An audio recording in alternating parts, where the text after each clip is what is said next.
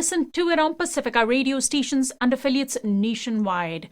Chaos broke out at the U.S. Capitol in Washington, D.C. on Wednesday as thousands of pro-Trump protesters breached the walls of the federal government building where members of Congress were present to certify the results of the 2020 election.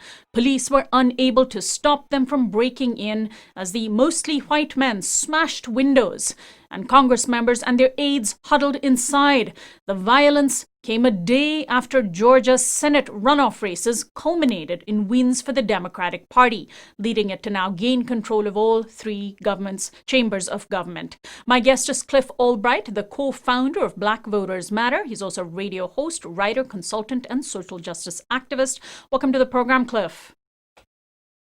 Thanks for having me.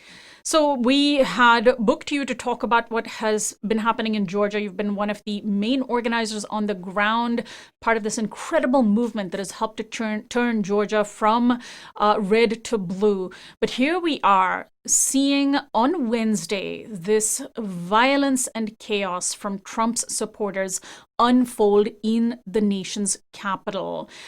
What are your reflections on this day, which is just hard to, I suppose for many is surprising, but for others seems to be a matter of the, chickens coming home to roost? Yeah, just a couple of reflections, and it's really a story about paradoxes, right, or contradictions or dichotomies. On the one hand, there's this issue of like just what the reaction was to this protest. I mean, here you have people that are storming the Capitol. They're going into entrances that are supposed to be using.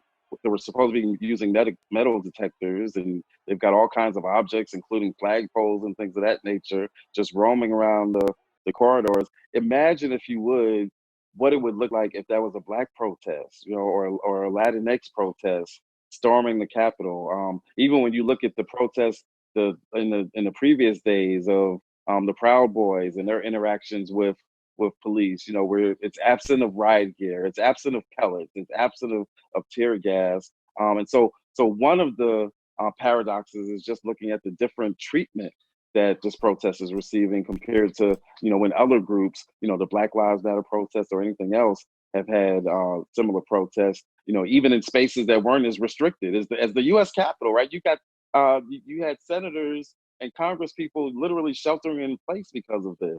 And so that's one issue. But then the other issue is, like, what's the spark for this? And the spark is the fact that you've got this group of people based on disinformation, outright lies, that feel like they've had an election stolen, that there's been outright voter fraud. And this is what they're going to, the lengths that they're going to express how displeased they are with the situation, right? Contrast the fake fraud, right? Contrast this reaction to made up news, to made up stories, right? To propaganda and disinformation. Contrast that with the decades, in fact, centuries of real voter suppression that Black communities have faced. The decades and centuries of real closing of polling places, Jim Crow, poll taxes. I mean, you name the whole history as well as the current reality of voter suppression. And yet you've not seen our communities go to this length because of voter suppression. In fact, what's so amazing is that in spite of all the suppression that we've been through, people talk about Black turnout and what does it take to increase Black turnout. The real question isn't what do you need to do to increase Black turnout. The real question is, how is it that in spite of everything that we've been through, that we still continue to turn out in amazing record numbers, much the way that we did in Georgia for this election. So that's an incredible dichotomy, looking at how these folks are responding to fake stories about voter fraud compared to how our communities have responded to real documented examples of voter suppression.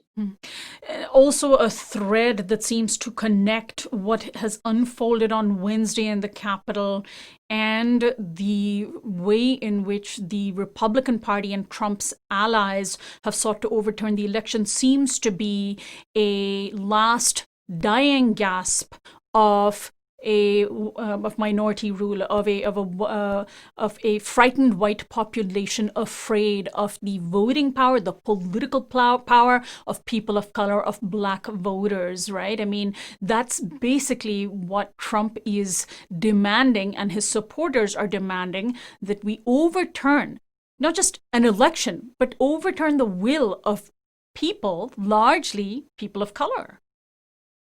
Yeah, definitely. In fact, they've really been, shameless in the ways that they've targeted communities of color, Black communities in particular, in their rationales for why this election needs to be overturned. Like we saw in Michigan, where they went as far as to say that in just one county that they were going to not count a county. In fact, not even the whole county, but within that county to not count, with Wayne County, Michigan, to not count Detroit's votes because of alleged irregularities, right? Targeting Black voters. We heard on the phone call that Trump had with the Georgia Secretary of State that his biggest obsession was with Fulton County, right?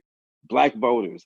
All of this in Pennsylvania, they want to not count the turnout in Philadelphia, right? Because Philadelphia must be fraudulent because, again, Black voters. So all of this entire, launching of a challenge to the electoral college results and having this protest and everything that's been coming from the White House is really about, it's not just about overturning democracy. It's, as you said, it's targeted to Black voters. As if any election where Black voters have successfully used our will and used our electoral power to get the results of our choice, that election almost by definition must be invalid because those Black voters, they can't have that much power. That's literally what's the essence of this protest that we've been seeing, and that's the essence of what Trump's complaints and allegations. And it's not just Trump, because I want to be clear about it. And you reported on it. It's Trump. It's over 150 Congress people. It's 12 senators, 12 or 13 senators. It's I forget the number of states that tried to go along with one of his legal complaints, his legal complaints cases, in order to overturn the election. So there's a significant part of this government at all levels, presidential, federal level, and at the state level, and even at the local level, that they're basically okay with this idea that we could just overturn an election because of the power of Black voters. That's going to be something that we have been dealing with, but it's something that we're going to continue to have to deal with even after we have this change in administration. You mentioned the senators. Ted Cruz of Texas is chief among them, and on Wednesday has been tweeting for the people who he and Trump have egged on to stop, saying there's those storming the Capitol need to stop now. The Constitution always protects peaceful protest, but violence from the left or right, of course he had to throw that in, from the left, when has the left ever stormed the Capitol armed, is always wrong, he says. It's just quite remarkable to see those, and Mitch McConnell coming out on Wednesday saying that he doesn't support the overturning of the election results, as if he too hadn't been justifying and laying the groundwork and egging on Trump and his supporters for all these weeks since the November 3rd election. Yeah, you mentioned earlier, it's a case of the chickens coming home to roost, right? It's when you live in, and when you go around peddling hate and peddling disinformation, right? Peddling confusion. When you go around peddling voter suppression and discrimination, when you do that, it's really only a matter of time before it bounces back on you. It's the same thing that we're seeing, the example that you're giving of Ted Cruz. It's really the same thing that we've seen from Georgia with the Secretary of State, where people in the Secretary of State's office over the past couple of weeks have been complaining about the hate and the hate mail and the threats that they've been getting because Trump and his supporters have been targeting the Georgia officials, right? But what people have lost sight of is the suppression that the Secretary of State has done in Georgia over years is really breeds the same kind of, in other words, they've been, every time they launch a frivolous investigation of a voting rights group, every time they purge voters, every time they try to, locally in Georgia, they created a task force to investigate fraud, which really meant they wanted to investigate voters and investigate voting rights organizations. All of those efforts breed the kind of violence which eventually bounced back on them in the form of Trump supporters targeting the Secretary of State's officials. It's the same thing of the chickens coming home to roost. You can't peddle this type of hate, voter suppression, and discrimination without it at some point becoming uncontrollable and then winding up where now you've got the senators, including those senators that were launching this frivolous challenge, literally having to shelter in place because of what they gave birth to. And I'm glad you brought up the issue of Brad Raffensperger, the Georgia Secretary of State, who has, because he has stood up to Trump on certifying the results of the Georgia elections, has emerged as some sort of protector of election integrity when, of course, he, like Governor Brian Kemp, when Kemp was Secretary of State and even as governor, have tried to suppress the votes at their source. So it's just sort of a different game that they've been playing, and Trump's game is not the same necessarily as theirs in the mechanics of it, but the outcome is quite similar. So let's specifically focus on Georgia. Trump conflated the presidential race on November 3rd in Georgia and the fact that he lost with, he's brought that up repeatedly as Republicans were trying very hard to make the case for why their voters should pick David Perdue and Kelly Loeffler. Do you think that the loss by these two Republicans was in part the result of the chaos and confusion sown by Republicans in conjunction with, of course, voter turnout efforts by groups like yours? Yeah, I really do. I think it was a combination. In some ways, it was a perfect storm. That turns out that when you go around spreading information and trying to convince people that the election is fraudulent and the whole system is rigged, that they might as well not participate, turns out that if you're going to push around that kind of information, some of your supporters may actually listen to you and not come out to vote. Some of it may have been that, right? That strategy that they had of targeting people to say, don't come out. Some of it may have just been that people were just so turned off by not just by Trump, but by these two senators that were basically playing his game and going right along with him. Some of it, we believe, some of it may have actually been based on issues, that there may have been some people in the Republican Party, some white voters that just said, you know what, I am kind of upset that y'all found out about COVID, and instead of taking care of the state, the first thing that you did was try to make money off of it. There's any number of reasons and issues that might have kept their turnout from being lower than what they expected it to be. But at the end of the day, just that decrease in turnout would not have been enough if you didn't see simultaneously historic turnout on the part of the Black community. Historic turnout during the early vote and the vote by mail period, where Black voters made up about 33% of the electorate. That's actually higher than what it was in the general election. Historic turnout on election day, where same day voting on election day, people had been assuming for weeks that Black turnout was going to go down, that the runoff turnout was going to be lower than during the general election. And instead, what we saw was that on election day, the same day election day voter turnout, Black voter turnout was actually, I think the latest estimate I saw was 19% higher than what it was during the general election. Unheard of for a runoff election. But again, and it's further emphasized by the fact that you had 126,000 voters who voted in a runoff who did not vote in the general election. These were folks, new voters, not just newly registered, but voters that were in some cases already registered, did not participate in the general, but they were so motivated and maybe inspired by the fact that the state had flipped, that they then decided to come out and get on the bandwagon and get involved and vote during the runoff. No matter how you slice it, it's very clear. No matter, some people tried to discount whether or not it was the Black vote that made the difference in the general election for Joe Biden. It should not have been a debate after November 3rd, but if it was a debate after November 3rd, it definitely should no longer be a debate, because after this week's election, it's very clear that Black turnout, people of color and turnout overall, right, Black, brown, and even the Asian American Pacific Islander, but clearly the base of that vote and the base of this historic turnout was Black voters who came out in ways that nobody, not on the Republican side, I even argue not even in the media, nobody really expected, except those of us who have been doing this work. We've been saying for weeks now, based on what we were seeing in the streets, the momentum we were seeing, the conversations we were having, the energy at all of our events, we've been saying for weeks that there was going to be historic turnout, and this week we saw it happen. And it's also quite, important to note that generally presidential races garner much higher turnouts than a runoff race or a midterm race or, just an off-season, if you will, election. Quite the opposite this time. You mentioned brown voters. I understand that Latino voter registration efforts made a big difference during this election as well. Now, Chris, I want to ask you if you have any explanation, just to get a little little bit into the weeds of the results from Tuesday. We saw Raphael Warnock, first of all, make history as Georgia's first black senator, beating Kelly Loeffler. His win was decisive. Jon Ossoff, at least as of you and I speaking, still hasn't been officially declared the winner of the race by many media outlets. Others have declared him. He has declared victory. He would become the current youngest member in the Senate.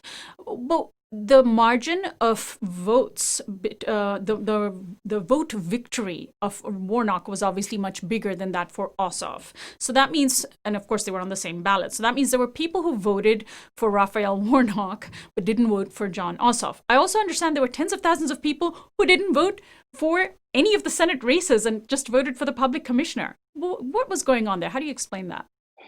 Yeah, so three thoughts. One, just for the record, Sonali, I'm gonna let people know about an hour before Cook Political Report called the Warnock race, and maybe 2 hours before they called the Ossoff race, I had actually called it on my social media where I let people know. Yeah. So I think I was the first one to officially call it. Twitter didn't flag my account the way they flagged the Cook Political Report, but anyway, but yeah, but on a serious note, it's going to be, it's going to take us some time to get into the numbers to see what it is that was driving that vote gap between Warnock and Ossoff. There was some early speculation that it might have been that you had black voters that had come out and voted just for Warnock and then decided not to vote for Ossoff. I actually, just as within the past hour of us having this conversation, saw some information that suggested, it was a statistical analysis that suggested that it was actually in the white precincts where the Warnock-Ossoff differences, the gap, was actually the most dramatic. I see. Which leads us to believe that there were some white voters that chose to vote for Perdue, but chose not to vote for that. It wasn't so much a splitting of the ticket and that they voted for a Democrat and a Republican on the different races, but it was more that they voted for Perdue and then just decided not to vote for Loeffler.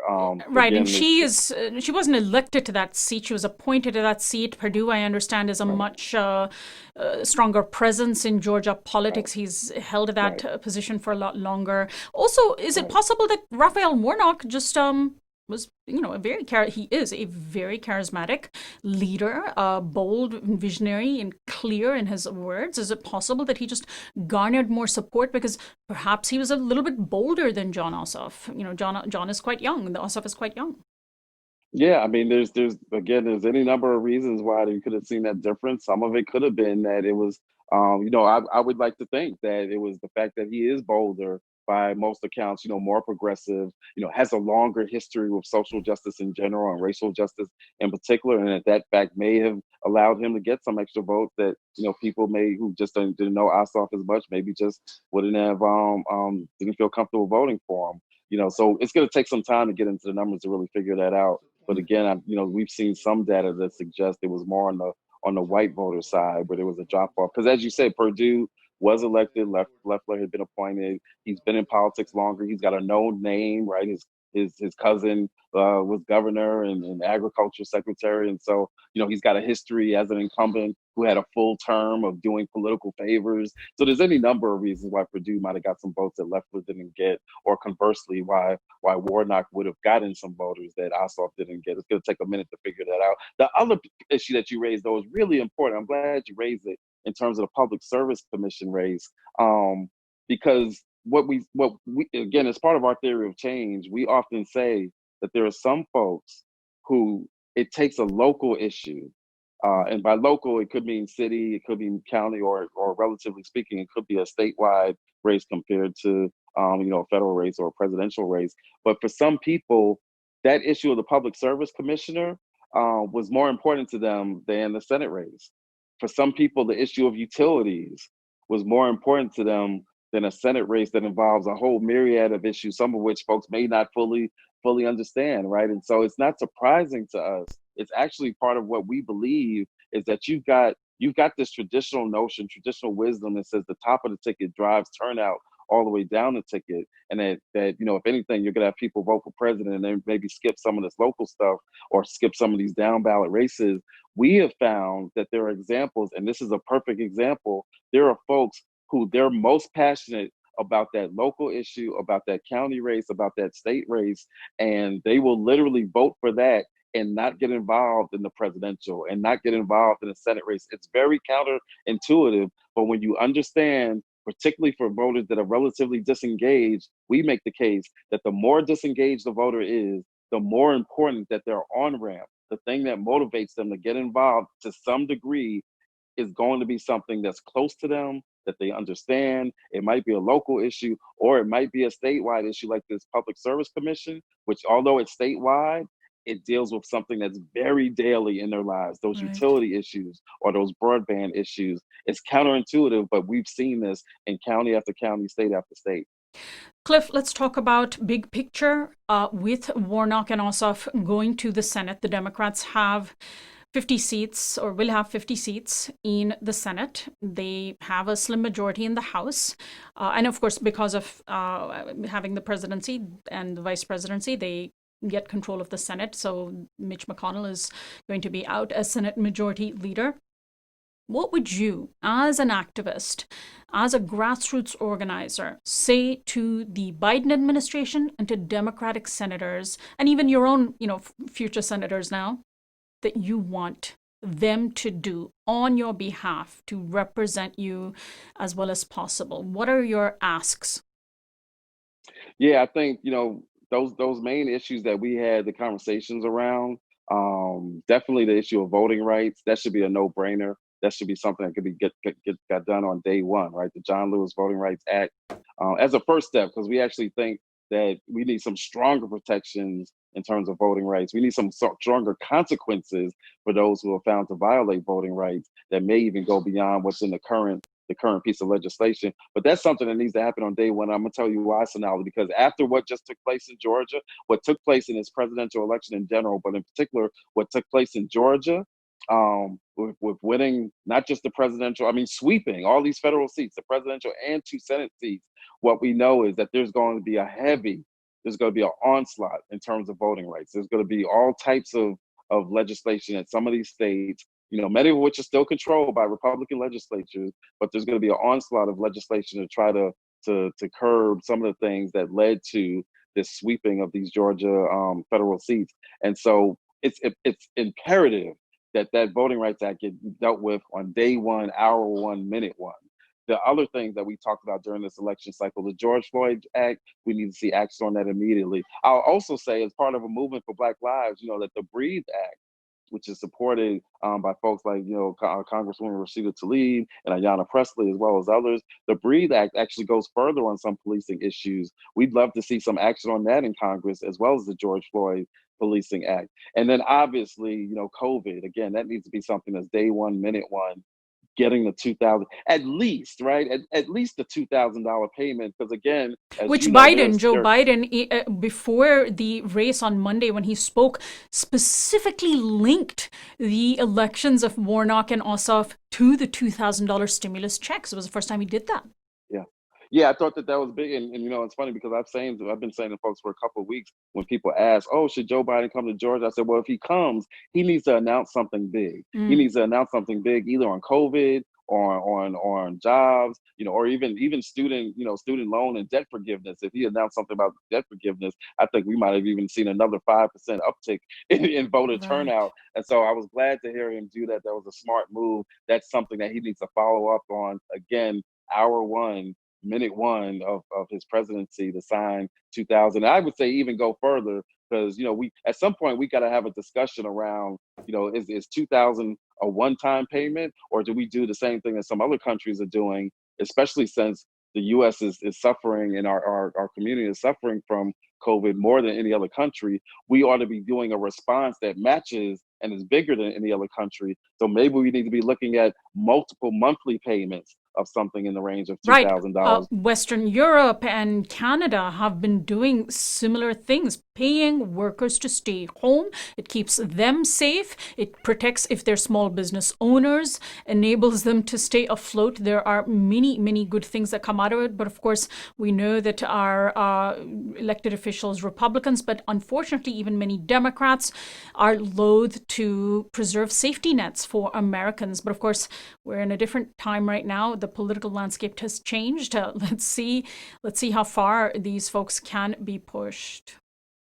And then one last question for you, Cliff. What's next finally for Georgia voters? I imagine that voters in Georgia want to take some time off. You must be desperately fatigued by elections since last year. But is it time now for when the next gubernatorial elections come about to change the face of the Georgia state legislature?